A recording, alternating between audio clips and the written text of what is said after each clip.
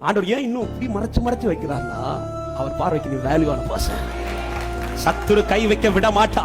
உன் பிற்காலத்திலே மகிமை வெளிப்படும் என்று நம்புறவங்க.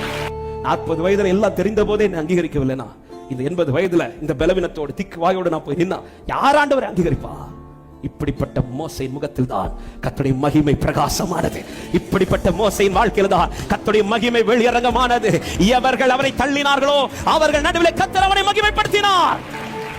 வேல்யூ இல்லாத அந்த மோசைய அத்தனை பேர் ஜனத்தின் நடுவில் கர்த்தர் வேல்யூவான பாத்திரமாய் மாற்றுகிறார். இதை அவர் செய்ய வல்லவராக இருக்கிறார். ஆமென். பல காரியங்களை தனிமையாய் குடும்பத்தில் சந்திக்கிற சில உள்ளங்கள் இந்த கூட்டத்தில் உண்டு.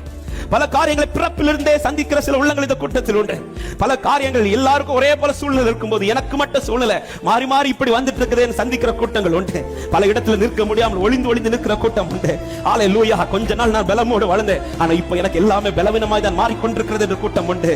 திரும்ப சில இடத்துல போய் நிற்க விரும்பாத கூட்டம் இந்த இடத்துல உண்டு. அத்தனை பேருக்கு சொல்லுகிற வார்த்தை, மோசையை மகிமைப்படுத்தினவர் இதோ என்னை மகிமைப்படுத்த போகிறார் என்று விசுவாசிக்கிறவங்க நல்ல கரங்களை தட்டி நம்பிக்கையோடு நம்பிக்கையோடு நம்பிக்கையோடு நம்பிக்கையோடு